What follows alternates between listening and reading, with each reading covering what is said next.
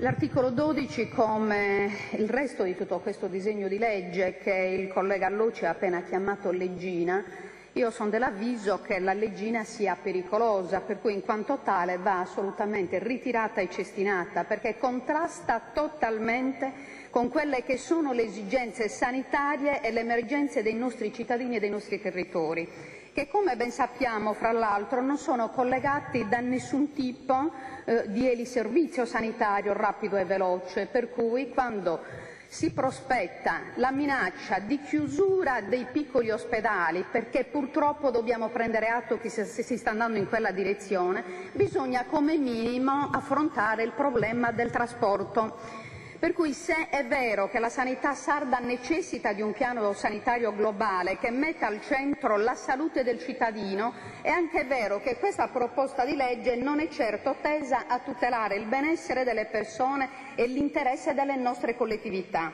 Quando si parla di bilancio attivo o passivo nella sanità, questo concetto dovrebbe essere riferito al grado di benessere o di malessere sanitario e sociale delle nostre popolazioni. Io non riesco a monetizzare la sanità, ho un po' questo problema.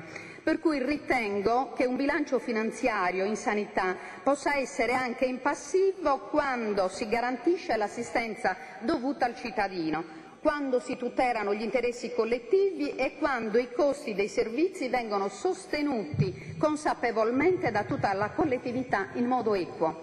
Purtroppo non mi sembra proprio questo il caso. In questi 3 anni e mezzo agli sperperi finanziari della sanità sarda ha corrisposto una qualità di assistenza al cittadino sempre più bassa. Quindi in nome di una pseudo-razionalizzazione dei costi, ispirata e fortemente voluta dai governi prima di Berlusconi e poi di Monti, da una parte si limita il diritto dei sardi alla salute, dall'altra si incrementa lo strapotere di direttori generali, notoriamente legati alle nomine del sottobosco della politica, anche questo è una realtà, creando così un sistema dove le competenze e le professionalità sono optional, e cioè l'unico titolo riconosciuto è l'appartenenza alla cordata vincente. Io dico che è anche tempo di smetterla. La sanità pubblica ha bisogno del ripristino delle regole e della loro certezza. La tendenza alla privatizzazione dei servizi sanitari pubblici, quindi altamente specializzati, è il preludio della privatizzazione della gestione degli stessi grandi ospedali di eccellenza. Si parla di razionalizzazione della rete ospedaliera senza tener conto del significato delle distanze e dei tempi legati all'orografia della Sardegna. È un'abitudine spesso anche di questo centrodestra pensare che la realtà sarda e le distanze possano essere calcolate sulla base degli stessi parametri con cui si calcolano in Lombardia. E quindi è della necessità di potenziamento di eventuali centri per le emergenze e del potenziamento dei piccoli ospedali già esistenti nei punti strategici del territorio, quindi parlando da Itiri sino a Isili. Quindi si tace sulla necessità di riavviamento dei centri di eccellenza mortificati o chiusi, come ad esempio la struttura di Guspini, per la quale giustamente il collega Agus si sta battendo e non da oggi, a cui va tutto il mio appoggio, e poi lo vorrei anche invitare a continuare la battaglia, perché non è solo sua, la battaglia è delle nostre collettività. Così come in nome di una razionalizzazione dei servizi territoriali, quindi dall'ADI, l'assistenza domiciliare integrata, i centri RSA, i centri per la salute mentale, per gli handicap, per le tossicodipendenze, si vuol far ricadere i costi finanziari e umani sulle famiglie. Quindi costi e funzioni che in un Paese civile sono prerogativa esclusivamente della sanità pubblica. Quindi in questo processo lucido e feroce di smantellamento della sanità pubblica, inevitabilmente gli stessi medici ospedalieri e i medici della medicina di base sono anch'essi condannati a forme di precariato che ne mortificano le competenze e mettono in forse anche la qualità e la quantità dell'assistenza all'ammalato, quindi creando con maggiori costi e di servizi. Vorrei ricordare che questa Giunta ha permesso che sui farmaci essenziali e di nuova generazione, di uso assolutamente comune nelle cure di patologie molto diffuse in Sardegna, come l'asma, allergie, ipertrofie prostatiche, ma le stesse infiammazioni per le quali si richiederebbero gli antibiotici di nuova generazione, cioè la Giunta ha permesso che fossero considerati non essenziali, per cui il cittadino si trova nella condizione di dover pagare sino al 50% del costo del farmaco di cui ha necessità ovviamente per curarsi. Quindi la politica sarda deve assolvere al suo ruolo di promotore, di controllore e di garante della salute dei sardi. Non può più abdicare in favore dei voleri di direttori generali o di diktat dei governi dello Stato italiano. La politica non può più estraniarsi dalle problematiche sanitarie correlati ai problemi ambientali, se vuole garantire la qualità del servizio sanitario e della vita dei cittadini. Anche il tema delle patologie legate all'inquinamento ambientale tragico qui in Sardegna purtroppo non si fa un minimo cenno. I problemi della sanità in Sardegna sono anche quelli di far quadrare sempre dalla parte del cittadino i bilanci, che non devono essere gravati dai pesi della politica, degli imbrogli e della corruzione, così come sta avvenendo. Significa anche parlare di occupazione del settore, di posti letto, salvaguardando la qualità del servizio pubblico. Incomprensibilmente si cerca di non affrontare i temi di grande attualità, quindi riguardanti la salute dei sardi, sempre più compromessa per il ruolo dell'inquinamento dell'ambiente e dei territori, quindi determinato in gran parte dalle attività industriali e militari. Di questi temi la classe politica sarda deve occuparsene non solo per limitare i danni prodotti già dai modelli di sviluppo che sono stati importati e imposti nella realtà sarda, mi riferisco alla Saras, Portovesme e Porto Torres, ma in nome del PIL, per carità del cielo, qui non si tocca nulla, ma anche per come se il PIL poi fosse davvero un indice di benessere dei popoli, ma anche per vagliare i nuovi modelli del cosiddetto sviluppo che si vogliono prospettare per la nostra isola. Per non andare lontano, i temi della cosiddetta chimica verde, quella degli inceneritori da impiantare ex novo, da potenziare per quelli già esistenti.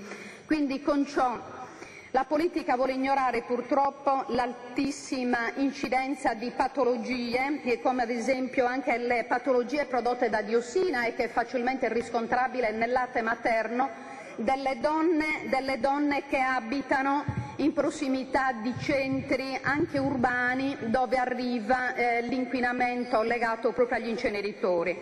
Comunque con ciò la politica vuole ignorare anche i casi, come sono stati denunciati dal collega Cuvusi, dell'incidenza della sclerosi multipla soprattutto fra le donne e della sindrome laterale amiotrofica che colpirebbe invece maggiormente i soggetti di sesso maschile in zone riconosciute ad alto tasso di inquinamento come il Medio Campidano, quindi frutto del disastro ecologico creato dal polo industriale di San Gavino. Si vuole ignorare la necessità che la ricerca si occupi in Sardegna dello studio dei fattori ambientali nella genesi dei tumori, delle patologie respiratorie, delle allergie, eccetera, ad esempio nelle zone proprio adiacenti alla Saras. Io credo che un occhio di riguardo invece dovremmo averlo all'interno di quest'Aula. Si vuole ignorare la necessità di prevenire e curare in loco i casi in crescita di malattie mentali tra i bambini, che sicuramente hanno un nesso con l'inquinamento da piombo, questo rilevato invece nelle aree adiacenti a Portovesme.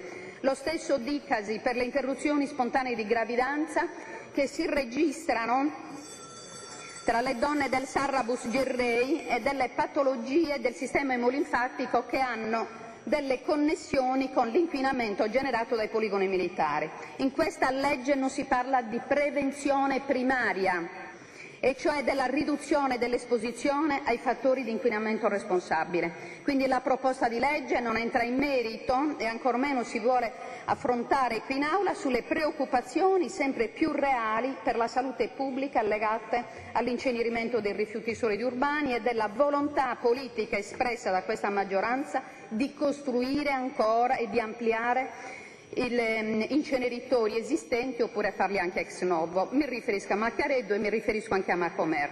In Sardegna sono in aumento i ricoveri per le malattie respiratorie, cardiocircolatorie, immunitarie, endocrine e neoplastiche. Ci sarà pure qualche connessione fra la salute dei cittadini e quella dell'ambiente, ma noi continuiamo a fingere di nulla. Forse siamo nati davvero con queste strane predisposizioni. In questa proposta di legge manca una politica di tutela. Grazie, vorrei utilizzare il mio tempo per completare il discorso proprio sulla grande carenza in questa proposta di legge per quanto concerne la salute ambientale delle popolazioni. Parto sempre dal presupposto che non può esserci salute per il cittadino se l'ambiente non è sano. Per cui mancano le politiche di prevenzione, soprattutto quando si fanno scelte di sviluppo industriale, che spesso e volentieri significa eludere le regole e qualsiasi forma di prevenzione, ovvero lo sviluppo industriale selvaggio in cambio di un pugno di posti di lavoro, ovviamente a scadenza. Ogni scelta di sviluppo economico deve tener conto del principio di precauzione previsto dal diritto internazionale, che è l'unica garanzia per la salute dei cittadini di oggi come per quella delle future generazioni. In Sardegna l'aumento a dismisura delle malattie da inquinamento da amianto, benzene, piombo e polveri sottili sono una reale minaccia per la salute delle popolazioni e per la qualità della vita nei nostri territori. Per cui è dovere primario che la sanità pubblica garantisca la qualità di vita dei cittadini e dell'ambiente. Di questi fatti inequivocabili e accertati la sanità sarda vuole tenerne conto? Questa è una domanda che pongo. Quindi, vista la proposta di legge, mi sembra che non se ne voglia davvero tener conto. Con ciò la Regione Autonoma della Sardegna abdica nel settore sanitario al suo ruolo di tutore dell'integrità della salute dei cittadini e dell'ambiente, rendendosi ovviamente complice di interessi economici assolutamente a noi estranei. Vorrei anche riferire alcuni dati rilevati sull'incremento dei tumori. A Sassari il tasso di mortalità è il più alto rispetto a tutte le altre regioni d'Italia. L'incidenza delle neoplasie fra i bambini è del 3,2% contro il 2% delle altre regioni d'Italia e l'1,1% in Europa. Comunque io anticipo già il mio voto contro questa legge, che è figlia dei diktat imposti dall'Italia e dalla sudditanza manifestata da questa maggioranza. Ritengo necessario riscrivere una legge condivisa e partecipata per la sanità sarda e che ne contempli le reali esigenze delle nostre collettività e dei nostri territori. Questa sudditanza si manifesta in un momento in cui la Sardegna e le sue istituzioni dovrebbero dare un forte segnale di capacità di gestione e di risoluzione autonoma dei nostri problemi, visto che la gran parte della spesa sanitaria è a nostro carico.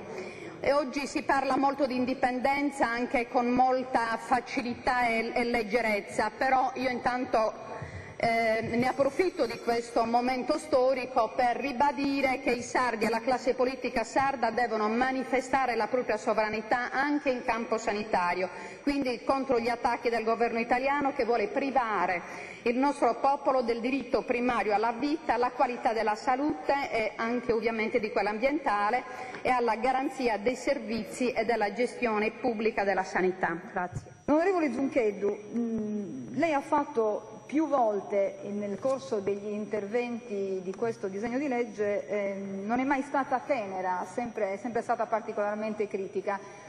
Nello specifico, quando lei parla di prevenzione, evidentemente di assenza di prevenzione, evidentemente trascura il fatto che nella scorsa legislatura, nella scorsa finanziaria, mi perdoni, e in questa, noi implementeremo ulteriormente le risorse per gli screening e allo screening del colon, della mammella e dell'utero si unirà anche lo screening polmonare, proprio per andare incontro a quelle esigenze a cui faceva riferimento lei, per questa esplosione di patologie dell'apparato respiratorio. Grazie Presidente, io intervengo per un chiarimento con l'assessore De Francisci. Innanzitutto mi dispiace davvero che in questa bagarre lei sia stata abbandonata dal Presidente Cappellacci, che fra l'altro, visto che recentemente ha dichiarato anche di voler abbracciare un'idea per l'indipendenza della Sardegna, il che significa che dovrebbe restare in aula sia per rispetto e per il senso che ha la massima assemblea dei sardi, innanzitutto per un indipendentista, e in secondo luogo per difendere un'idea di sanità equa per il popolo sardo. Però a parte questo vorrei anche dirle, per dovere di cronaca, a proposito dello screening che l'assessore che l'ha preceduta aveva promosso, si trattava di uno screening destinato a centri urbani di diverse città italiane e europee, che mirava solo a un'indagine su tumori specifici molto diffusi, che vuol dire il carcinoma del colon, del collo dell'utero e della mammella, e si faceva nei centri urbani e non in prossimità delle aree inquinate, proprio perché aveva la funzione di imbrogliare e di nascondere la drammatica realtà di altre sedi geografiche. Quindi bisogna informarsi, Assessore, che mi dispiace che lei adesso sia impegnata al telefono, però non c'è nessun male, bisogna studiare e prepararsi prima di fare dichiarazioni di un certo tipo. Grazie.